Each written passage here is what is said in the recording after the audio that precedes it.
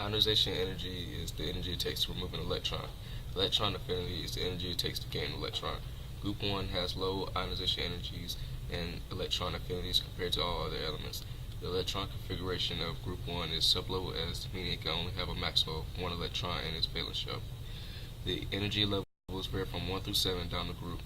Group 1's atomic size is low compared to the rest of the elements, but amongst the group, francium has the largest atomic size.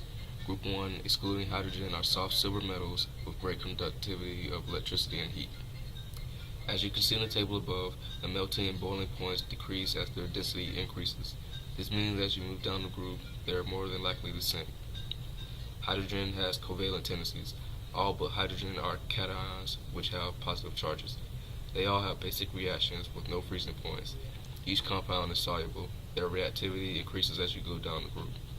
The atomic trends of the ions in our group, compared to the original state of the element before ionization took place, was larger, now it's smaller, because its valence electron was taken, making its valence shell smaller.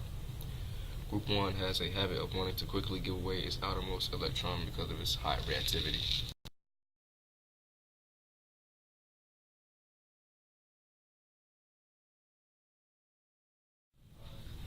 We chose lithium as our element to do a scenario based off of, and here's some background. Apotex sells antiemetic agents which are for bipolar disorder and depression medications. This industry makes $2 billion a year off of its products. Apotex sells apolithium carbonate, a key component in these medications, for $6.57 per 100 capsules per 150 milligrams, and for $65.70 per 1,000 capsules per 300 milligrams. Apolithium carbonate is lithium carbonate, which in these medications helps eliminate recurrence of mania and depression. It decreases abnormal activity in the brain. If too much lithium is taken, it can have very bad side effects such as anorexia, blurred vision, drowsiness, chaotic cardiac rhythm, as well as brain waves, which can lead to seizures. About 5.5 million young adults and above are affected by these disorders. 51% are untreated, and 15 to 17% diagnosed with it can experience highs and lows, which lead to suicide.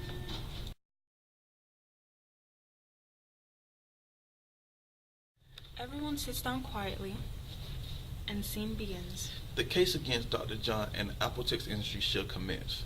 Now, what has been presented to me is the mother of the victim wants to sue Dr. John for $100,000 for the death of her daughter, Kelly Porter, in which she believes her daughter's death wasn't a suicide. On the other hand, Dr. John is suing Apotex Industries for $2 million for giving him the wrong prescription order, which he believes is the cause of her death. We will proceed with Dr. John. Yes, Your Honor. I am suing Apotex for messing up my prescription order. They gave me the wrong dosage, which led me to misdiagnose my patient. On behalf of my industry, we will double check our orders, and all misinterpretations are caught by a second pair of eyes. Our history with Dr. John has been flawless, and with a particular product which has had no complaints in the past. I have the records here, Your Honor. Gives Judge the papers. Judge looks over papers. I see.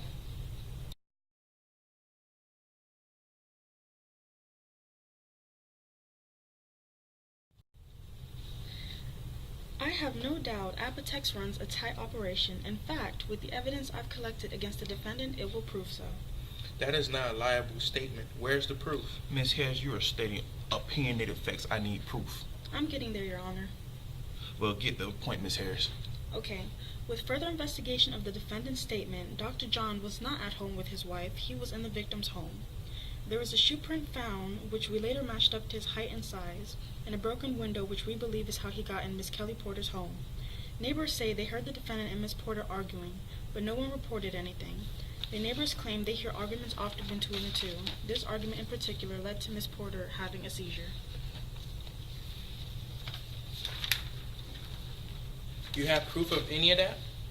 Control yourself. This is the first warning. Continue, Ms. Harris. Actually, Dr. John, you didn't seem to clean up after yourself when you strangled her and touched her medicine bottle to make it seem like a suicidal overdose, which we found your fingerprints on the medicine bottle. I prescribed her the medicine. Of course my fingerprints are on it. Actually, we looked at her location history and she picks up her medication from CVS. Now, if I could continue, Dr. John. We found your seminal fluid all over her sheets. We tested that to be an exact match to the DNA you submitted in our health database. To conclude, I'd say Miss Porter threatened to tell your wife about your affair, but you just couldn't let that happen. So when you saw her having a seizure and she wouldn't die, you took it upon yourself to speed up the process and made it all seem like a suicide. In closing, we will let the audience decide. I have no doubt Apotex runs a